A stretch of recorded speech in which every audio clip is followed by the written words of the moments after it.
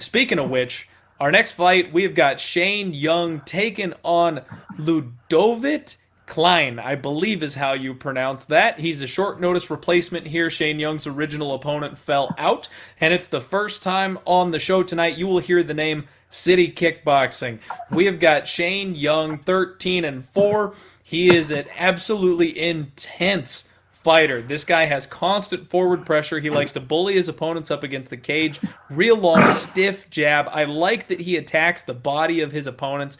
Good footwork, good head movement. He threatens with level changes, and that makes sure to keep his opponents on the defensive side of things. And he went 15 rounds with Alexander Volkanovski in his UFC debut. Talk about being thrown straight into the fire here in the UFC.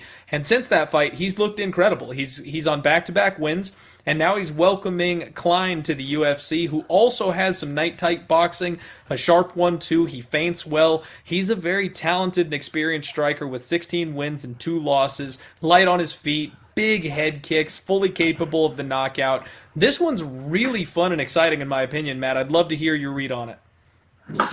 Yeah, I think highly of Young, and I liked the other fight he had. I thought that was going to be a throwdown, and it seemed that fight got canceled. I always get nervous and try to stay away from some of these last-minute replacements. And look, this is less last-minute than a lot of them that we've seen. Some of these 3 days notice fights that we've seen, because I always wonder what the weight cut is for these guys, and that could be such a determining factor coming in if they have a really hard weight cut or something. And we just don't know in a situation like this how bad, or at least we don't know yet. As we start getting into fight week and more news comes out, that information tends to come out. So, you talked about City Kickboxing along with, the gym in Independence, Ohio. This is one that we're going to see over and over and over again on this card. Absolutely. And it's a showcase card. Realistically, this one should be in New Zealand or Australia, because that's how they do. They load up these City Kickboxing boys and send them down under for a fight card. And you know what? I'm really kind of interested in Shane Young here on this particular fight. He opens up at -165, and money comes in on him, pushing him up to being a 2-1 favorite. But it's been a landslide the other way. Klein is now down to just a +110 underdog. That line movement has me a little bit sketched out. I'm not sure what to make of it. I've heard of some sharp groups that will bet a fight the wrong way first to get that line to move the way they want it, and then bet it harder the other direction once they get the value that they're looking for.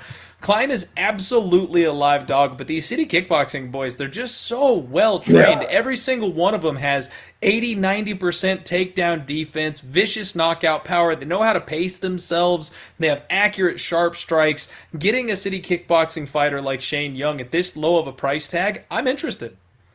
And what we're starting to see more and more of is that these huge gyms are an advantage, especially during the pandemic when, maybe you can get all this specialized one-on-one training everywhere normally, but right now it's hard to get that. And having a gym that has 100 other fighters and fighters that are really good at a bunch of different things, it's been a big bonus for those type of people during the pandemic, especially to train at a gym that has a lot of fighters. Absolutely. I completely agree. And honestly, I don't know much about where Klein comes from. I don't even know the gym that he trains out of, honestly. And the fear that I have is just his ability to finish. Dude has gone to decision one time in his entire career now. He's been knocked out once, he's been submitted once, and I know that Shane is incredibly durable. He's only had losses handed to him by decision, so if there's going to be a finish, you would like to think that Shane's going to be the one doling it out, but this opponent is no joke. So I'm going to spend a little more time researching this one. I think Shane. I'm going to lean Shane, but at this point, I'm not going to quite pull the trigger on it. I'm with you. I always get nervous about these last-minute replacement guys, but at the end of the day, you were right. And when you opened up, we're talking about a guy who went 15 minutes with Alexander Volkanovski in his UFC debut. So he's definitely shown that he's durable and ready for the big stage. Absolutely.